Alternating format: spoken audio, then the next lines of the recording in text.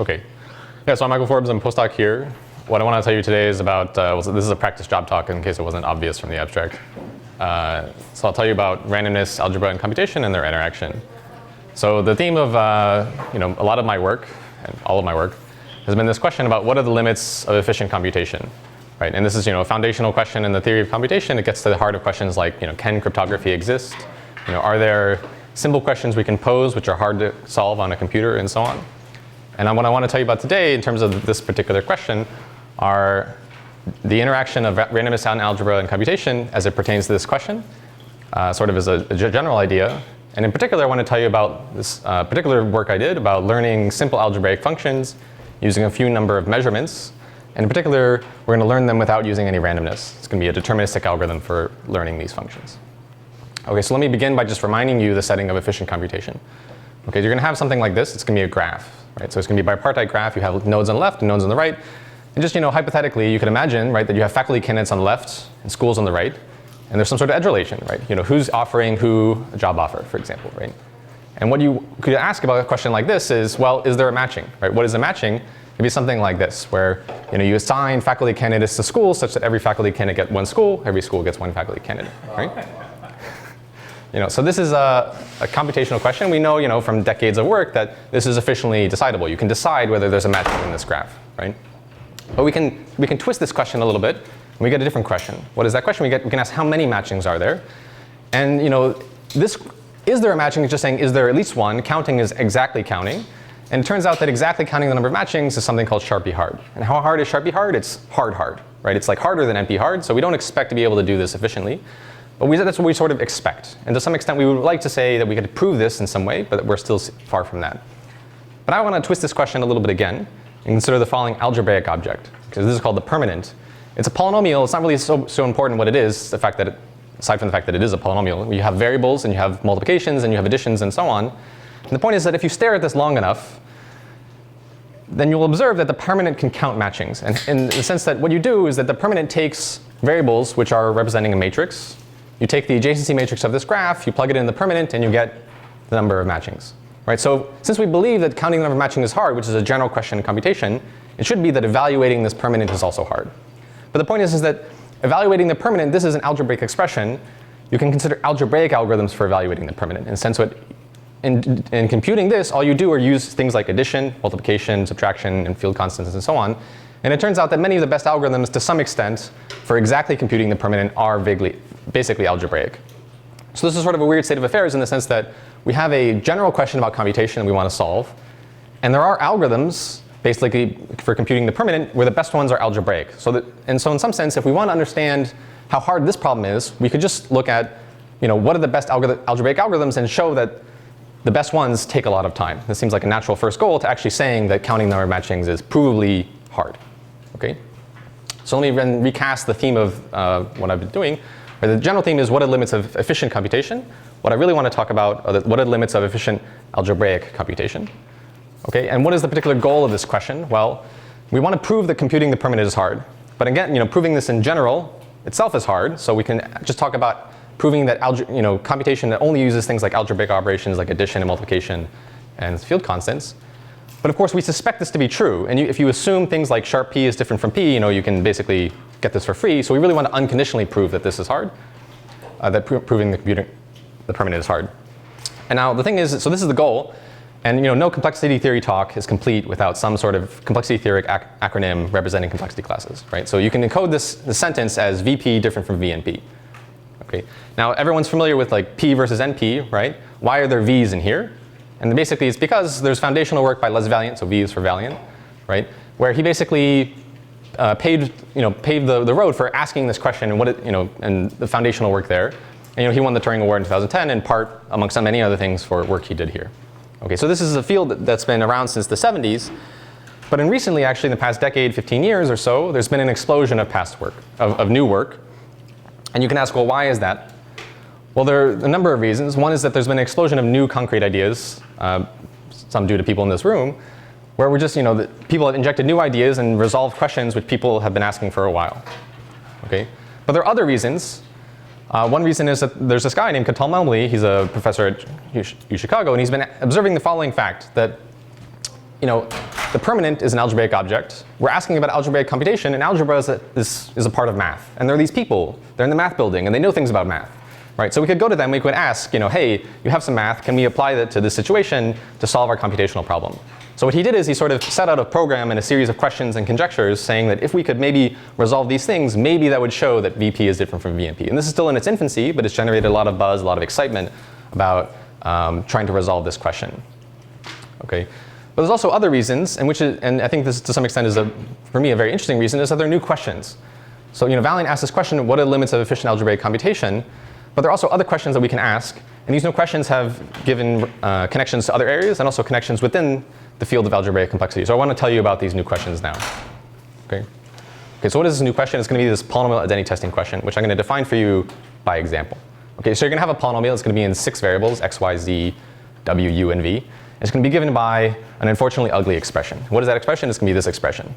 Okay, and basically, on the previous slide, we asked what are the limits of efficient algebraic computation. I want to claim that this is in some sense an efficient algebraic computation in the sense that it has some simple structure which is not immediately obvious from looking at it. But basically the question from the previous slide is, can this polynomial, which is somehow simple, compute the permanent? Okay, and it turns out that because this expression has certain structure, the answer is no. And we understand this now. We understand the structure of this expression. We can say this does not compute the permanent in any sense, even generalizing the fact that we only have 6 variables here. Okay? Number of variables is not a square. It can compute the 2x2 permanent if you really, by restriction. But yes. But the new question here is that, just knowing does this compute the permanent is just one question we could ask. We'd ask other questions. And one question is, does this simplify to 0? Is this a non-zero expression? Right? What you could do, it'd be kind of cruel, but you could go to a high school student and you could give them this expression, and they could say, simplify and collect like terms. Right? You could do this. I don't know why you would, but you could do this, and they could come back to you with some answer. It's either 0 or it's non-zero. Okay?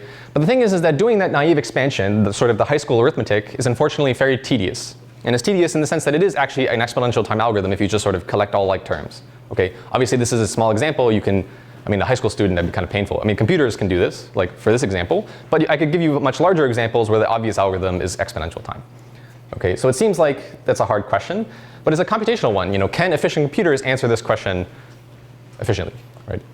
And the insight here is that the one thing we're not using randomness. So what you could do is you could say this is not just a bunch of symbols. This can define a function. And what can you do with functions? You can evaluate them. So you want to evaluate them at a random point. So taking x, instead of having x, plug in 1, plug in 2, or whatever. And you can evaluate this expression at a random point.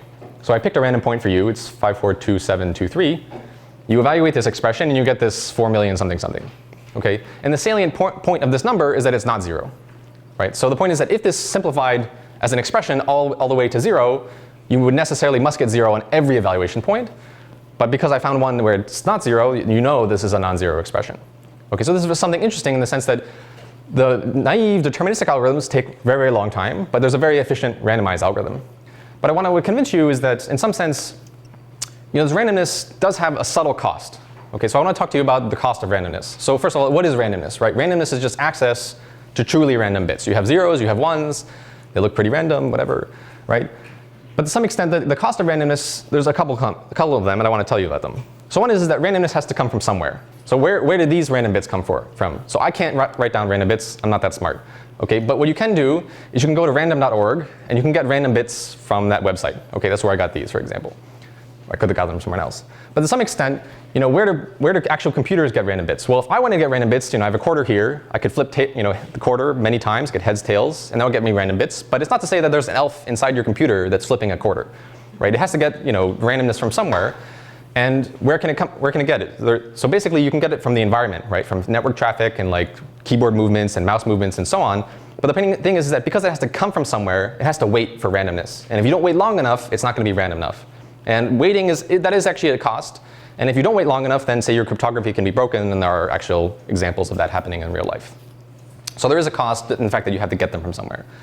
There's also a philosophical objection in the sense that if you go to Intro Algorithms 101, a lot of the algorithms you're designing, except for maybe quicksort, are actually deterministic. So there's some idea that there's something philosophically pleasing about having deterministic algorithms. Going to randomness, it's sort of mysterious, and maybe you can say, what is the real power of randomness versus deterministic algorithms? And so there's sort of a philosophical objection to using randomness in your algorithms. Now I want to talk about another cost, which is a bit more subtle, is that randomness is not concise. And so what do I mean by that? Is that I got these random bits here, and if you go throw them at a compression algorithm, you're basically not going to compress this in any way because there's no structure to exploit. And what does that mean? That means that if you want to use random bits in your algorithm, you need to store the randomness. Okay, so if you imagine things like load balancing and routers on the internet, for example, load balancing, you basically want to take input queries and sort of balance them randomly. So if you want to balance them randomly, you need to remember where you put them. Particularly, you need to store that. So the point is that true randomness, you need to store it somewhere, and this is sort of limiting in environments like the internet where you have very little storage. So there's a cost there. And finally, there's an issue, which is that randomness is inherently unstructured. So this is a subtle point which I'll get to it later in the talk. But basically the point is that sometimes you have two parts of your algorithm. One part of your algorithm benefits from the fact that you have randomness, but the other part really needs structure. You need structure to do something algorithmically. And these are competing goals. And so if you just use randomness, then the second part of your algorithm is not going to be happy. Okay, so what you really need is you need something which is both structured and random. And what is that? That's going to be something called pseudorandom. Okay, let me tell you about that now. This is a way to replace randomness that sort of, to some extent, alleviates these costs that I talked about. Okay, so what is pseudorandomness? The insight is that you can just take something which is purely random and replace it with something that looks random but somehow isn't, which is called pseudorandom. All right, so let's put that in perspective with the example I gave you. Right, so we have this polynomial. It's on 6 variables. Right, it's a non-zero expression. Okay, so what we want to do is, instead of evaluating a random point, we want to evaluate at a pseudorandom point. So what I did is I went on the internet and I found an expert on pseudorandom generators. Okay, and I want to apply it on a pseudorandom point. So the expert told me that this is the best pseudorandom function that you have. Right? So 4 is a really pseudorandom number. All right, so what happens when you plug in 4 for all of these numbers here? You actually get 0. Okay, so this is a non-zero expression that on a random point gives you non-zero, but on this pseudorandom point gives you 0. So this is saying that somehow the pseudorandom generator doesn't work.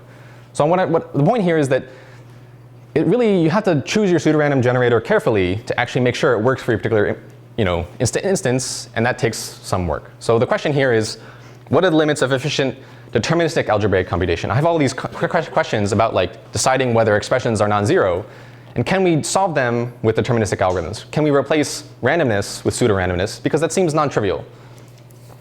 Okay. But you might object, randomness, it had its own costs. What are the costs of pseudorandomness? Okay, so let me tell you about that now. And for me, if I want to know the cost of something, the best way is to go to the grocery store, look at how much it's going to cost me. Okay. Now pseudorandomness, they have bits, right? Bits come in 2 flavors. There's zeros and ones, right? So if you want to go to the grocery store and buy a bunch of zeros, what can you buy? You can buy some cereal, right? So, yeah. Okay, so what's in this box of cereal? Well, there are pseudorandom generators like linear feedback shift registers, Mersenne twisters, and so on. And based on the fact that this box has great value, maybe you can expect that this is not very expensive. And indeed, these are not very expensive pseudorandom generators. These are very computationally efficient. And heuristically, they look pretty random if you sort of run them, and for most of the time they work. But the problem is that you're getting what you paid for, right? These are provably not pseudorandom. You don't want to use this in cryptography, for example. So in some sense, if you really want to understand the full power of pseudorandomness, you need to up your budget a little bit. You need to pay a little bit more. Okay, so we go down the aisle of cereal, and what's a more expensive cereal we can buy? Well, we can buy Cheerios, right? And what's in the box of Cheerios, right? So you think they have cryptographic level hash functions, things like AES and SHA and so on. And these are still not that expensive, right? They're still fairly computationally efficient. You can run them in practice and so on. That's sort of the point. And they actually have some theoretical backing for why these are secure. But the problem is they don't have a fully rigorous theoretical backing saying that these are pseudorandom, that they always work, and that you can prove that they work. They can't provably replace randomness with pseudorandomness. Okay, so if we want to do that, we still need to up our budget a little bit, right? And we can get the following box of cereal, which is gluten-free, organic, nature path, whole zeros. Okay, and so what's in this box, right? It's going to be sort of the complexity theoretic methods, which I want to talk about today. Now, based on the fact that it's organic and so on, you can kind of expect this is maybe theoretically efficient, but in practice it may be a little bit too expensive, right? But the point here is that it comes with sort of a theoretical backing saying that these things are really pseudorandom. And in some sense, we know that this is like what we sort of should be eating to some extent, right? But the problem is that it is expensive, and so what my research is about is, first of all, understanding the theoretical efficiency and sort of making it as theoretically efficient as possible, hopefully practically efficient one day, and also strengthening the theoretical backing, saying that these are really pseudorandom in a strong sense. Okay, so this is sort of the setting. Let me tell you now what some of the things I've done in the past however many years. Okay, so first of all, I have worked on the limits of efficient algebraic computation. I've worked on various things like low-rank tensors, something called a functional lower bound, branching programs, and so on. I've also worked on derandomizing algebraic computation, so replacing randomness with pseudorandomness. And this is in various settings like low-rank tensors, read-once branching programs, testing divisibility, and this Momley's geometric complexity theory program has some randomness involved in there. There are other things like connections to coding theory. Coding theory, right, is I want to send you a message, and I want that message to be resilient to noise. And some of this work has connections there, like coding the rank metric, dimension expanders, and locally recoverable codes. Finally, there are also connections to proof complexity. How hard is it for you to prove something? And can you show that all proofs must be large? And also some connections with quantum computation. Now, this is a bit of a mouthful, and it's even more than a mouthful of Cheerios, right? So what I want to do is I want to like just ignore parts of it. I want to focus mostly on this question of what are the limits of efficient deterministic algebraic computation. That is like replacing, randomness with algebraic pseudorandomness. This is still a bit of a mouthful, so I want to replace this with learning low-rank tensors. So I want to tell you now about this particular work I did, where you can learn a low-rank tensor from few deterministic samples. Okay. But before I get into tensors, I need to tell you about something simpler, which is just matrices. Okay, so now let's talk about learning low-rank matrices. Okay, so the story here is that suppose you go into a museum. It's going to be an art museum, okay? And you want to like look at a bunch of paintings. And you come across two paintings. So the first one is going to be Pollock's number 8. Okay, and then there's going to be my favorite painting, actually, Edward Hopper's Nighthawks. Okay, and the point here is that these paintings are very different, right? Why are they different? Well, the second one, well, it's nice, but I mean, the second one, you can look at it and you can sort of, even if you look at it for 5 seconds, you can walk away and you can know what's going on in this painting, right? In number 8, to some extent, you look at it, you're going to have to stare at it a long time to really even understand all of the things that are going on. It's very complicated, right? So the theme here is that simple images can be learned with few measurements, where measurements is sort of in quote here. Intuitively, it's basically that you can look at the second painting, you can get it, what's going on. The first painting, there's too much to understand. You really would have to look at it for a long time. Okay, and so what does this mean sort of theoretically? It's that basically a simple image like these, what you can do is you can convert them to numbers, and now you get a matrix. And there's some sort of empirical fact that if you have a simple painting and you convert it to a matrix, you get something which is low rank or approximately low rank. And so what you might want to do is try to say, can you learn matrices that come from paintings like this using few measurements? I'll define what measurements are on the next slide, but let me tell you now why you might want to do this. Okay.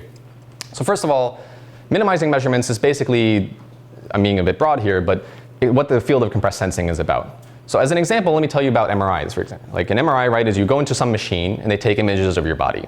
Right? But the point is that these images are not arbitrary. I mean, it'd be very surprising if you went in an MRI and your MRI looked like Pollock's number 8, right? It looks much more simple, right? So to some extent, there's some idea that you could go into an MRI and you don't necessarily need to take many, many measurements because it's a simple image. And then you want to minimize the number of measurements because that minimizes the amount of time you need to be inside the MRI. So there's a very practical reason for understanding how you can minimize. Are you working over reals? Everything. So I'm going to work over an arbitrary field. You know more about the reals than I do, but basically, the reals, you can do many more things. So I'm lying a little bit, but it's a good question. Okay. So the second motivation is to ask, why do you want to deterministically minimize the number of measurements? In the sense that, maybe randomized measurements would be fine. And in many real-world settings, that's true. You can use randomized measurements, but deterministically minimizing the number of measurements, especially for learning low-rank matrices, is a well-studied notion, and it's equivalent to something called a rank metric code, where I'm going to send you a matrix, and the error pattern might be just a low-rank matrix as opposed to being a sparse vector. So this is a well-studied notion, and actually has some applications in network coding, which is a way for robustly sending messages in a network using linear algebra.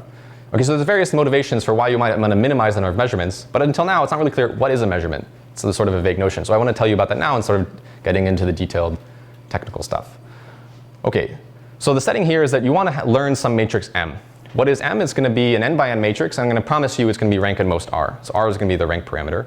And what you do think R to be, it's going to be something small, maybe constant, maybe polylogarithmic, but it's definitely going to be a lot less than n, at least in the interesting parameters. Okay, and what is a measurement of M? Here's the definition. It's sort of technical, and I want to go through it slowly. So measurement of M is going to be respect to some matrix A. So A is also going to be an n by n matrix. And the way A is going to measure M, so pictorially you just have M and you have A, and you sort of put M on top of A, and you basically take the coordinate-wise multiplication and then you sum it up. So this is going to be the inner product. Okay, so the measurement is the inner product M with A, which mathematically is just going to be you sum over all ij, so all entries of the n by n matrix, and you take the coordinate-wise product of the entry of M times the entry of A. Okay, so this is the inner product. Now, the paradoxical thing about these matrices is it seems like to implement a measurement, you sort of need to know every entry of M. So A is sort of something you construct, but it seems like to implement the measurement, you need to know everything of M. So it seems like, well, you're trying to learn M. How can you even implement these measurements efficiently? But the point is that in situations like MRIs or things with sound or light or whatever, to some extent you can sample the Fourier spectrum. So there's some A's related to the Fourier transform, which you can actually implement these measurements efficiently because they're related to natural physical things like Fourier transforms. Okay, but I want to tell you about a different class of measurements. Are these matrices exponential size? What's the? So in this thing, it's always n is going to be polynomial. I mean, that's Your running time is n. yeah, running time will be polynomial n. That's right. Yeah. So then why is the efficiency? Because there's some idea that, like, if you had to, it's sort of a philosophical question. Like, can you're trying to learn m, but if you have to take this inner product yourself somehow, like, you have to have access to m. And it's sort of, so I think it's more clear with the next thing I'll talk about. Okay, so the other type of measurements I want to talk about are something called rank 1. So these will be sort of more, at least, efficiently implementable in some sense. And what does it mean to be a rank 1 measurement? It's simply if the matrix A itself is rank 1. That is, it has a factorization, x transpose y, where x and y are vectors of length n. So you can work over the real numbers, really, where you can work over any field in this talk, actually. So what is this? It's a column vector, outer product with a row vector, right? And that's a rank 1 matrix. And why are rank 1 matrices interesting? So what are the facts here? So the facts is that, first of all, if you take a matrix M, and you just take a bunch of random measurements, you pick A randomly, and you take, say, 4 NR random measurements, then you actually will determine M information theoretically. Okay, and this is basically about as good as you can do. You can't do fewer. This is by counting argument. Okay, but the problem is that this is sort of where, to some extent, the theoretical cost of randomness comes in, because M is determined by these random measurements, but actually exploiting these algorithmically to recover M itself is a priori a hard problem. Now, if you're working over the reals, you can do this with things like convex optimization. But in general, over finite fields, I mean, you don't have convex programming. And it seems actually a very hard problem to recover M from a bunch of random measurements. So to some extent, there's this tension between you want random measurements because these will determine M, but you want structured measurements so that you can design an efficient algorithm to recover M from these inner products M with A that you choose. Okay, so there's inherent tension. Okay, now why am I focusing on rank 1 measurements? Well, a rank 1 measurement, right, is going to be one of these inner products M with x transpose y. And the point is that you can express this as the evaluation of a function in terms of x and y. And what is this function? It's basically going to be x transpose my, which is another way of writing it. You sum over all matrix entries mij, x sub I times y sub j. I guess I and j look exactly the same here. Maybe that's a typo. But basically the point is that what we're going to do is, instead of talking about learning m, we're going to talk about learning this function, right? And the point is that in this particular setting, these evaluations actually take much less than nr steps. The fact that m is low rank means that this function is efficiently computable. Like much more, like if we think of n as, I mean, n is not too big here, but the point is if r is a constant, then evaluations can take linear time, whereas the naive thing would be quadratic. So there's a sort of and that's the reason we're looking at rank 1. Okay, the fundamental question then is, can we learn f sub m from few deterministic measurements? Because if we do that, then we learn m itself. Okay, so then the results are the following. So in this work in 2012, we show that you can deterministically and efficiently learn an n by n matrix from 4 NR measurements, and the matrix itself is going to be rank n most r. And the key thing here is that it's going to be, these are rank 1 measurements. Okay, so this will work over basically any field. And the key novelty of this work is that we're really the first to, at least to use the rank 1 measurements, in the sense that you can do other things, other measurements, and you can get the optimal number of 4 NR. But here we're doing the rank 1, which is important for sort of the reasons I mentioned in the next slide, but also mostly for the next, to achieve the next result. Okay, so the next result is to say that, matrices are 2-dimensional. What about higher dimensional objects? And so why do you want to consider higher dimensional objects? Well, an image, right, is 2-dimensional. But if you have a video, you have a sequence of images, which is 3-dimensional. And in the era of big data and so on, many things are now very high dimensional. Right? So how can you take a matrix, 2-dimensional, and generalize it? Well, this is a tensor. Right now you have not just rows and columns, but you have verts and whatever the other things are. Right? So now you have an n to the d tensor. It's going to be d-dimensional analog. And it turns out there's a natural notion of tensor rank, which is a generalization of matrix rank, which I'm not going to define. But the point is that restricting to rank R tensors is a very natural way to represent data which is very large, in the sense that it's going to be size n to the d. And if d is growing, then, and R might still be polynomial, then this is a concise way to represent very, very large data. Okay? And so the key point of getting rank 1 measurements is that we're able to, as you'll see, generalize this result to a learning result about tensors. And what is that result? It's as follows. We can learn rank R tensors deterministically and efficiently from rank 1 measurements. Unfortunately, it's not going to be a polynomial number of measurements, but it's going to be polynomial to the log d. So d is the dimension parameter. And obviously this is not optimal. I mean, at least information theoretically, you can expect many fewer measurements. But the point here is that this is actually the first work to achieve substantially less than n to the d measurements. N to the d is the natural size of these objects, even if you don't impose the rank constraint. N to the d is the natural thing you need to beat. And this is the first work to beat that deterministically in any way. Wait, so why isn't this polynomial? Why is it what polynomial? The input size is n to the d. So No, the input size is not n to the d. input size is polynomial n, d, and r to some extent. You get answers to this measurement that you can supply. But the output is n to the d. No, the output will be a concise summary. So- R times n times d. Yeah, so what you're actually going to... You supply d times n, d vectors of length n, and you get the measurement part. Right? Uh, That's But one. these are them. You need to Yeah. Yeah, R, yeah. Yeah. So each measurement is just supplying R itself can d be vectors Right. of length n. Right. It could be 3. Why is the size of the output small? So the size... In R rank 1 tensors, each one is dn. So I'm relying a little bit, it's not actually going to be proper learning, it's going to be improper learning. So you're going to get some, but the point is that based on this number of queries, you're going to get some concise summary of what this tensor is, and it's going to be substantially less than size n to the d. Okay. So, yeah. So you need to design the measurement by yourself, right? Sorry? Do you need to design the measurement or is Yeah, so the main challenge is designing the measurement. So there's two challenges. One is that you have to design the measurements, and then you have to construct an efficient algorithm that can use these measurements to reconstruct some summary, some concise summary of that tensor. So that's the difference from a real case where you can use random measurement. Right. Right. Right. Yeah, and at this point, I mean, if you use random measurements, it's not clear to me how on over finite fields you can generically use random measurements to learn things.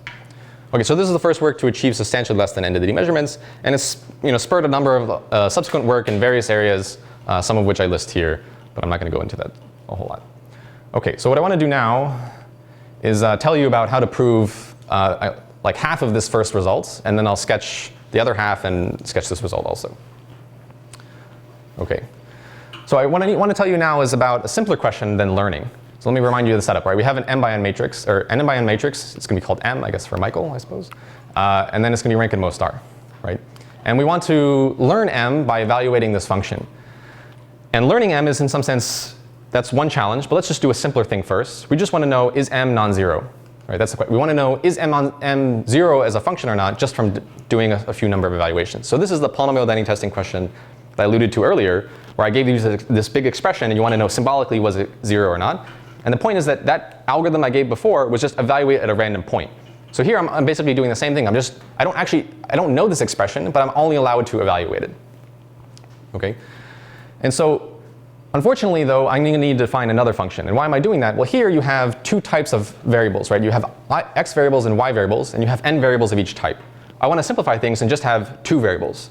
So what am I going to do? Instead of having x sub I and y sub j, I'm going to promote the things to the exponent. So this is going to be x to the I and x to the j.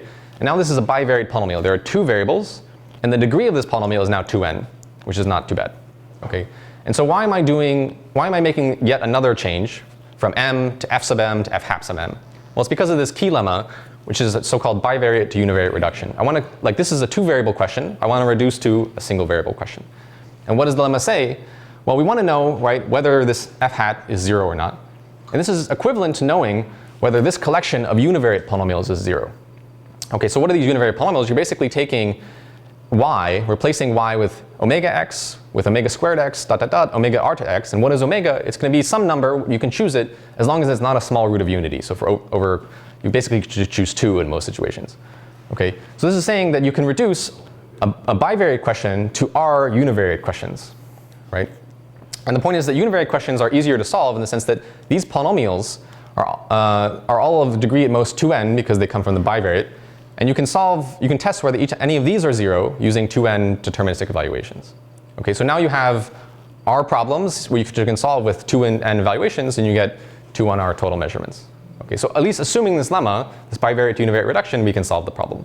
Okay, so what I want to do now is give you a structural result about matrices, which is the only proof I'm going to really give, to say why give a structural result and then show how the structural result implies this lemma.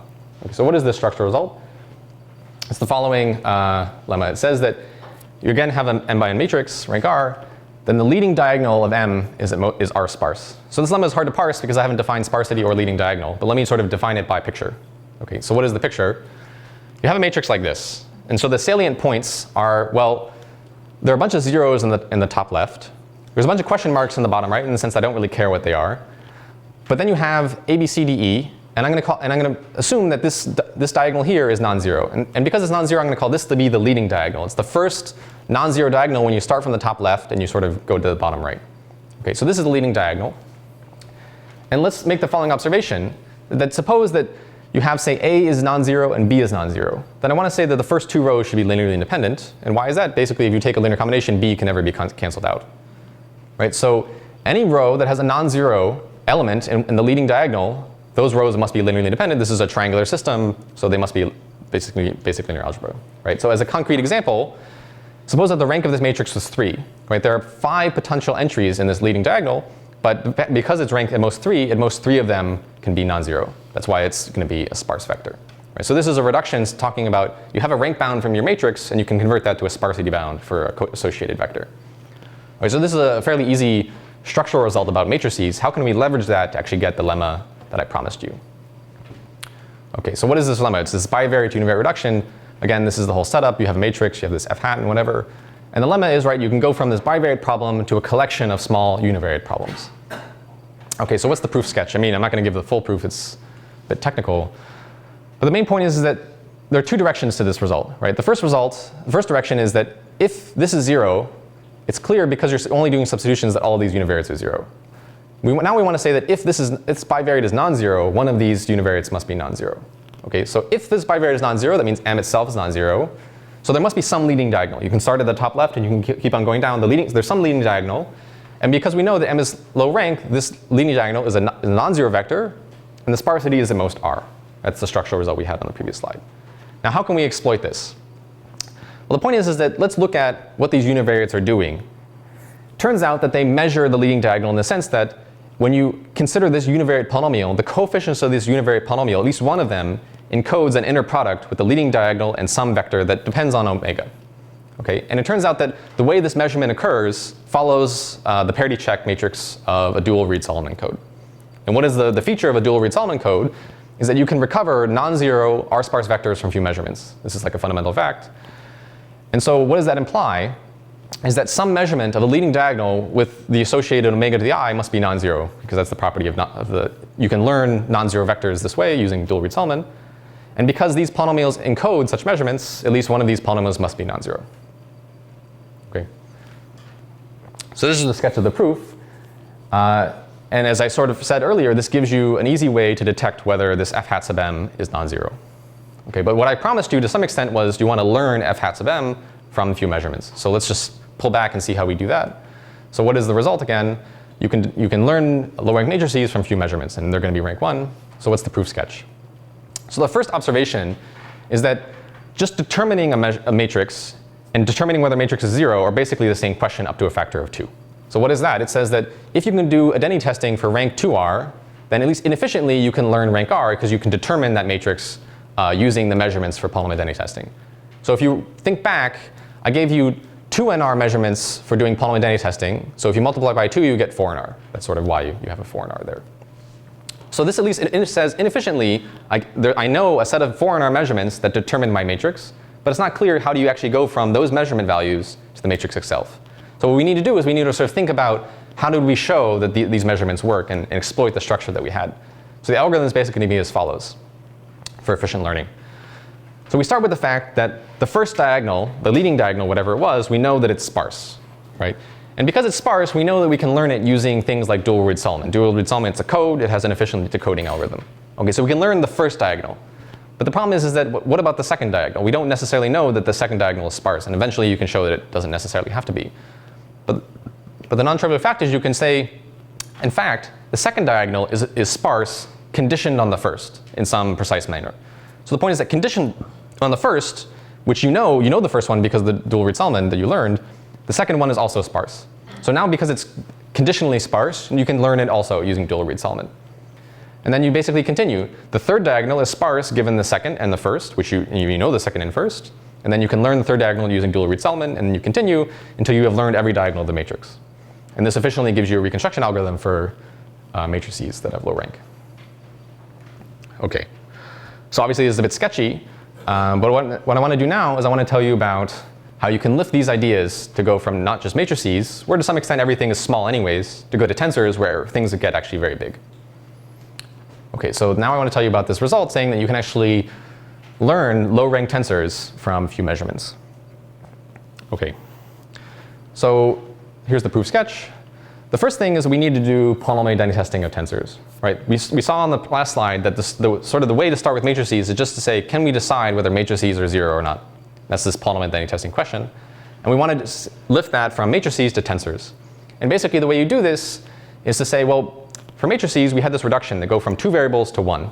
So what we do is we generalize it to a reduction saying you can go from d variables to d over 2, basically by using the matrix thing as a subroutine.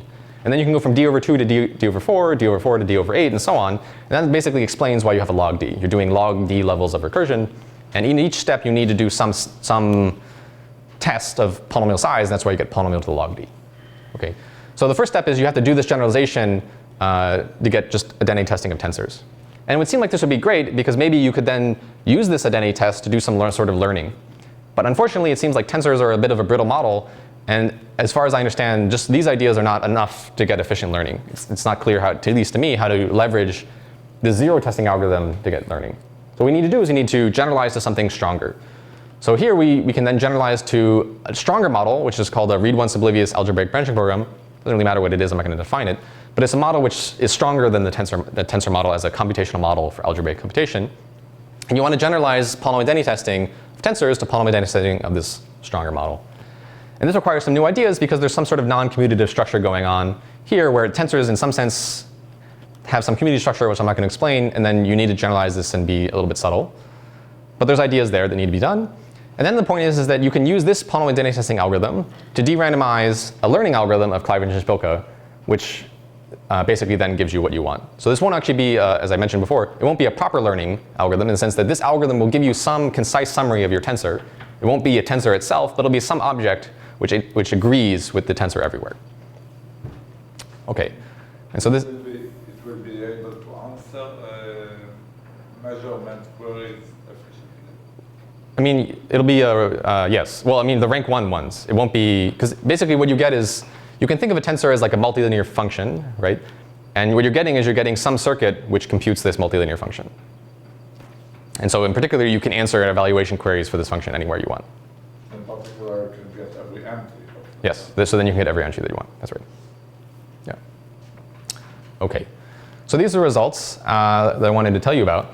And now I just want to pull back and say, how does this fit in? Wait, so why is that? Oh, because you don't have a rank, the decomposition, the rank decomposition. Yeah, I don't have a rank 1 decomposition. But it is proper otherwise. You're learning the tensor. Well, usually proper learning, it's like, if you want to learn an AC0 function, you want to get an AC0 circuit. That's proper learning. Right? Improper learning is you get something else, which. Well, you get the circuit. Yeah, but the circuit has to be the same. I mean, it's not getting, it takes as input a matrix, it doesn't produce a matrix. Or it takes as input a tensor, it doesn't produce a tensor. But you can. You can't. No, not in time n to the d. Now I understand. Now I understand. Yeah. I mean, the problem roughly is that finding low-rank decompositions is NP hard. It seems like circumventing that is a hard problem. So basically, we get some other representation. Somebody who had the rank R decomposition would have answered query in time n to the R instead of n to the d. Yeah. OK, so these are the results. Now I just want to pull back in sort of the larger context of things I've done. Right, so this is what I sort of showed you, learning low-rank tensors, and I sort of mentioned polynomial identity testing of read-once branching programs as some component there. And then there are other things I've done about testing divisibility. Sort of I give you two polynomials. You want to know, does one divide the other? It's not super obvious how to do that in general. And then it turns out that polynomial identity testing of tensors has consequences for resolving conjectures in geometric complexity theory. And then there's also these other things, right, which I've done. But rather than telling you about more things that I've done, I want to tell you about where my work is going. Right, so in general, there are a couple broad themes I want to explore in the future. One is that there's this question, right? Limitations of efficient algebraic computation. Can we show the permanent is hard? Is VP different from VNP? The thing that makes this subtle is that if you asked people, some people at least, 2 years ago, they said, are we close? Are we close to proving that VP is different from MP? They would have said yes. And if you ask them now, they would say no, right? And so there's sort of this question about, can we understand why we are or are not close to resolving this question? And it's a bit different because if you look at P versus NP, and to some extent we have ideas like these barrier results, we understand why why it's hard to prove P different from NP, but we don't really understand why it is or isn't hard to prove VP different from NP. I think that's an important question as we go forward in this area. There's also questions about this Malmolese geometric complexity theory, which I haven't really defined for you, but to some extent it lays a path about how we might approach answering questions like this. But along this path, there have been some pitfalls saying that the program cannot work like this, the program cannot work like this, and so on. And it's unclear, if 50 years from now, if we do resolve VP versus VNP, it may or may not use geometric complexity theory. And I think it'd be helpful to understand what is really the power of the ideas going on there. There are some other more speculative areas I'm interested in going in terms of connections to cryptography. Ultimately, cryptography is all about pseudorandomness and randomness and so on and the differences. And in particular, a lot of recent advances like fully homomorphic encryption and indistinguishability obfuscation, they have used algebraic computation. And I think it'd be interesting to know to what extent does the limits of algebraic computation limit further advances in areas like cryptography. There's also connections to the quantum computing, which is a bit subtle to understand, but in some sense, in quantum computing, you have entanglement, right? Entanglement is a fundamental resource in quantum computing, which in some extent is a very interesting form of, loosely speaking, correlation that you can have between people. And there are restricted forms of quantum entanglement which are very important, something in particular called matrix product states. And it turns out these are actually equivalent to read one's oblivious branching programs, which is a bit surprising. And so there's some idea that these two very different fields which have basically settled on this very similar, exactly similar notion. I think I'm interested to understand how these compare. But these are very broad topics. In terms of more concrete things in the future, I'm interested in understanding connections with Boolean pseudorandomness. In particular, I talked about, at least stated, read once oblivious algebraic branching programs. These are to some extent a new thing which actually I guess I coined the name of. But there's actually a Boolean version which has been around for decades longer. And what exactly are the relations between these? It turns out that there are very similar results or very similar ideas that can be used for both. But there are ideas which can be used in the algebraic regime that don't seem to be known how to do in the Boolean regime, and vice versa. So it seems like it'd be interesting to understand what are the formal connections between these two models. In particular, this is basically asking, can we show that RL is equal to L? Can we de-randomize small space? Because that's the Boolean version of this question. There are things we know how to do in the algebraic version of RL that we don't know how to do in the Boolean version. I do have some work in this area also. Functional lower bounds are some way of blending Boolean and algebraic computation, which I think is an interesting new direction to pursue. I also have some upcoming work on pseudorandom generators for polynomial threshold functions. That's not actually a joke. Sorry, what? Oh, with the question mark? Okay. Okay. Okay, that is a joke, I guess. All right. What are functional lower bounds? Yeah, so a functional lower bound is that it's considered the permanent, right? The permanent is sharply hard even on 0, 1 matrices. So it should be that whenever you have a polynomial, if it agrees with the permanent on the hypercube, that polynomial should be hard. So the polynomial, they might disagree with the permanent somewhere else, but if he agrees on the permanent on the hypercube, it better be hard. And so that's what we want to prove. Isn't that the Boolean case exactly? No, because it's still, you want to compute a polynomial. The polynomial itself might be low degree. It's algebraic model. You want to, But if you look at all the polynomials, if you just look at polynomials on the hypercube, you might as well look at multilinear polynomials. no, but multilinearization is not efficient for algebraic circuits. That's the problem. If you could multilinearize efficiently, then yes. It's algebraic model. We cannot do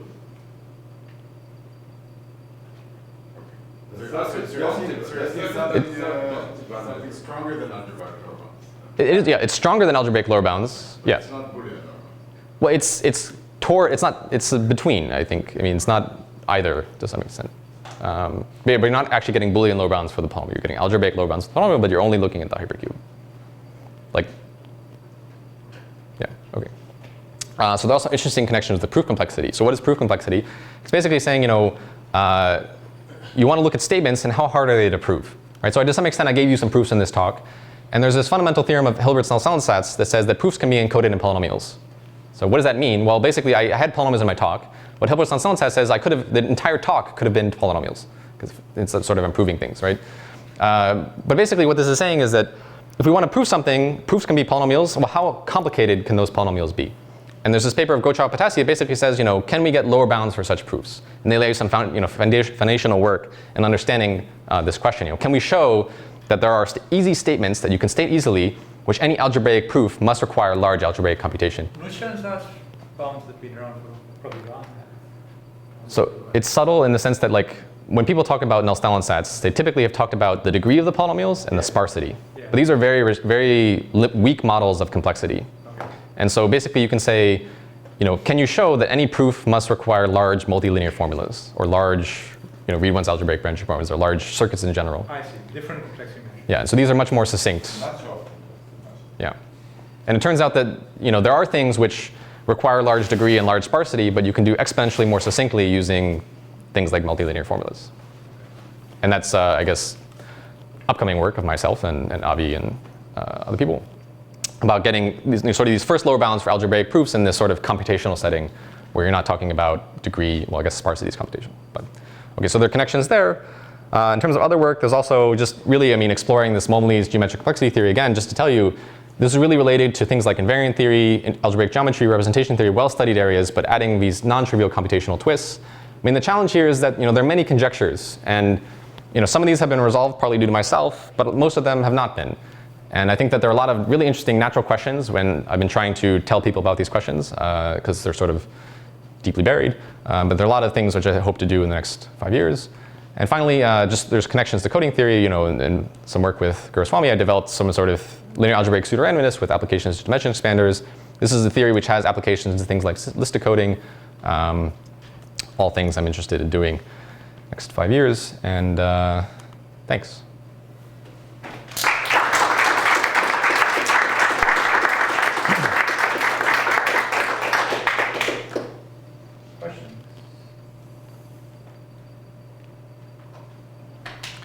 So anyways, this is a job talk. I appreciate any feedback. You can also email me feedback privately or whatever. You have a question or something? Why the rock bottom measurement can be completed efficiently? Basically, because if you know the matrix, then you can do okay, this is basically assuming you know the low rank decomposition of the matrix. So you have a matrix that's low rank. There is a low rank decomposition, and then you can do the Then why you want to learn it? You know that. No, the point is that you have the low rank matrix. I want to learn it. I'm giving you queries, and you're providing answers. And I want to say that you can implement them efficiently. All right. Okay. Yeah. And I cannot send the whole matrix. Right. But you started with this image and so on, so there's no such. Nature doesn't have such. Yeah, nature is. I provides you the values of linear measurements. Compressed sensing provides you the Yeah, answers to linear measurements. So how No, does but it compare to? this is tensor. But this is This is one definition, tensor. right? You don't know the composition, right? Well, in the nature setting with compressed sensing, it's more that you're accessing things like the Fourier transform. You're accessing particular